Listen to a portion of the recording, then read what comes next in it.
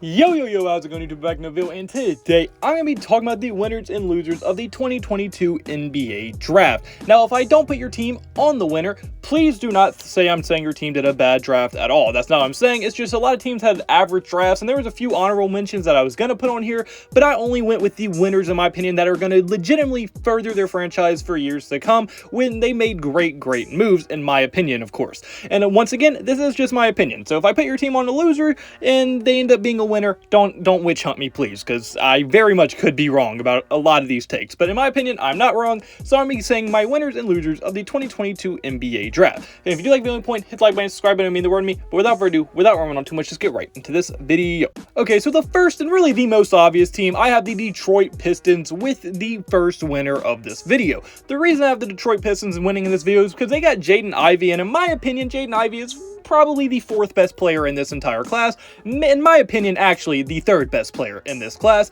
And Jaden Ivey is very good. They got him at the 5th overall pick. He's going to be a great fit alongside Cade Cunningham. He's going to fit amazingly with them. He gives them another elite scorer, and he can also play make. He can really do everything you want your point guard to do. And he has great size, great intangibles, very athletic. He's just an all-around amazing player. In the 5th overall pick, they got an absolute steal in Jaden Ivey, and I think for sure they're going to love it, especially with Killian Hayes not currently working out. Now, I'm not saying give up on Killian Hayes or anything like that. I was high on him coming out of his draft, and he just hasn't developed the way I thought he would, but he still has a chance because he is a very solid defender, and he has been working out very hard this summer. But Jaden Ivey, in my opinion, is going to be an immediate upgrade over Killian Hayes, and with the 5th overall pick, I think they got their starting point guard and maybe even all-star level point guard for years to come to put alongside Cade Cunningham. And then they made a great move, and I never thought I'd be saying this when I'm talking about Jalen Duren, but they were able to get Jalen Duren for basically nothing because the Knicks were trying to dump salary and get a lot of picks off of their hands and stuff like that. So the Knicks kind of just gave up Jalen Duren for basically nothing,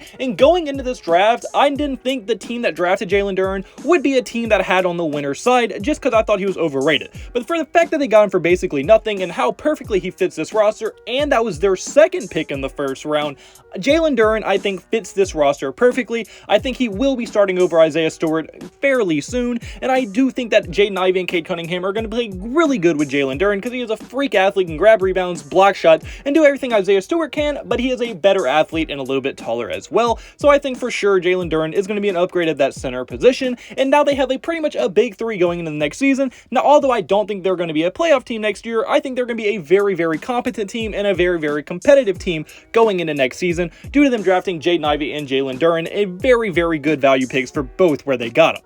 And then the second winner of this video, I have the Houston Rockets, and it's not just because they selected Jabari Smith, who in my opinion is the second best player in this draft class, and is going to be a superstar level player going forward for the Houston Rockets. And him and Jalen Green are going to be a great fit, and it's going to be very hard to compete with once they do develop and get a little bit farther down the line. But it's not just because they selected Jabari Smith, because that was a fairly obvious pick from where they were at. They were going to pick one of the top three, and I mean, they couldn't have really went wrong with any of them. And I think for sure Jabari Smith is going to be a great fit with Jalen Green. Like, I think he's almost a home run thing to be at least an all-star level player. But that's not the only reason. Another reason, because they got Tari Eason with the number 17 overall pick, who is going to be a great defender, high motor guy. I'm from Louisiana. I watched him play in almost every game at LSU. He's very solid, very good, and he's going to be a very solid NBA player. Now, he's never going to be a star or anything like that, but he's going to be a very good rotational type player for years to come, especially for the Houston Rockets, who desperately need depth on this team, and at least high quality depth, and that's what Tari Eason can provide. Then even their third selection with Ty Washington, 29th overall, I think that is a very good value pick because Ty Washington, although nothing special or anything like that, I do think he has potential to be a starting level point guard in this league, and he is more of a playmaking minded pass first point guard, which is very valuable when you have Jalen Green, who's going to be an elite scorer in just a few years, Jabari Smith, who's going to be an elite two-way player. You need a playmaking point guard to go along with them, and that is exactly what Ty Washington could provide for this Houston Rockets team in this roster going forward. So I think they got three very good value picks every single time, and I think they made a very good selections every time. And the Pistons and Rockets, I'm pretty sure this is back-to-back years, they've been all my winners of the draft, and they have been very good, and they're building this team from the ground up in a very good way, in the way that you were supposed to.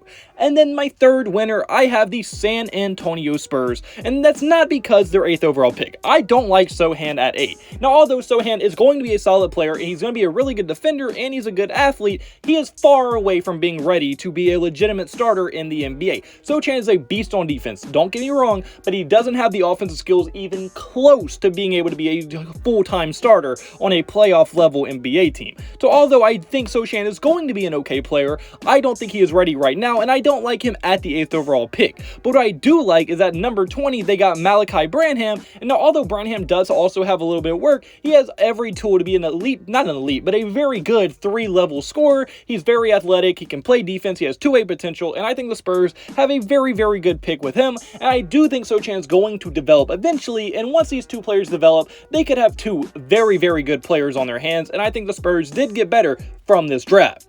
And now the final winner of this video, I have the Indiana Pacers, and it is because of a few different picks. They only made two, and I love both of them. At 6 overall, they got Bennedict Mathurin, and Bennedict Mathurin, in my opinion, outside of like the elite stars of this class, like Paolo, Chet, Jabari, and even Jaden Ivey, Bennedict was probably the next best thing. You could argue Keegan Murray is better, and I think Keegan Murray will be a little bit better, but Bennedict is right there. And to get him at 6 overall is a very, very good pick. I love the pick. He is going to be a great two-way player. He has every tool you need. He can score from all 3 levels of the ball. He plays solid defense, and he's just a very, very good all-around solid player. And then another great pick.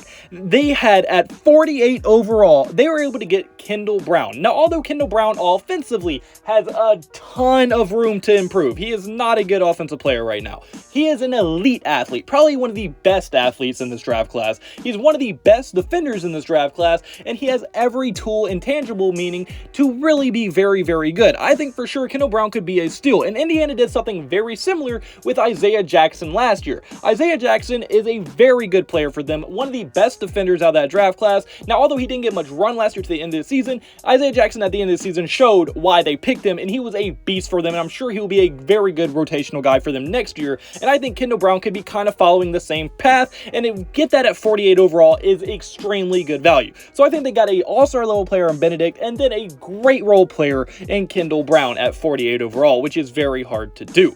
And now, for the loser side of things, I only really have 2 losers of this draft, and really only one real legitimate loser, and it's going to be a little bit of a hot take now, so please prepare yourself. The first loser I have for this is going to be the Oklahoma City Thunder. Now calm down, because I know a lot of people have the Thunder as winners in this class, and it's only because of how I view the players they drafted. Now, although I don't think Chet Holmgren is going to be that great of a player, I think he might be solid, but I don't think he's going to be a beast all-star level player, anything like that. It's not the reason I have them this low. Chet is a solid, fine pick at number 2. Like, I don't mind it. That's not why I have them as a loser. Now, although out of the best 3, I had him at 3rd, I don't think Chet is going to be an awful pick or anything like that. But what I do hate is the fact that they traded 3 first-round picks for Ousmane Dieng.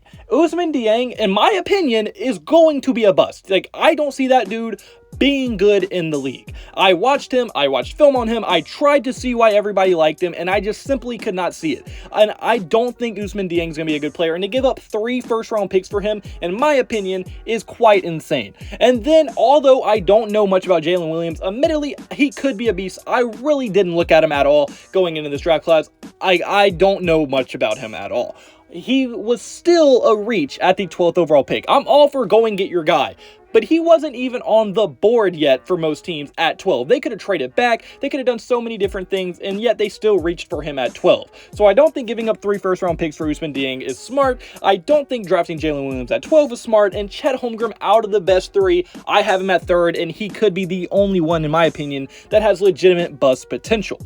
And then I have the New York Knicks as a loser. The Knicks are probably the most obvious loser out of everyone in this draft class. Now, although I don't hate it as much as a lot of people do, because they hate it because they weren't able to get anyone really in this draft class. They didn't draft anyone, but I also am happy they didn't draft Ousmane Dieng, and to flip Ousmane Dieng for 3 first-round picks, in my opinion, is going to end up actually benefiting them in the long run. So, although I don't like that they didn't draft anyone for a team that struggled and needs youth on it, I don't also hate them trading Ousmane Dieng for 3 first rounds, because I don't think Ousmane Dieng is going to be that good. But unfortunately, guys, that's me for this video. So comment below. Do you agree with me? Do you think these are the winners? Do you think these are the losers? Who do you think I missed? Who do you think should be a winner? Who do you think should be a loser? I want to hear your thoughts in the comment section below. And if you did like the video, point hit the like button, subscribe button, it would mean the absolute word to me. And I hope you have a blessed day. Have a blessed day. So you need to have a blessed day. All glory to God. See you in the next video. Goodbye. Boo. Blah, blah.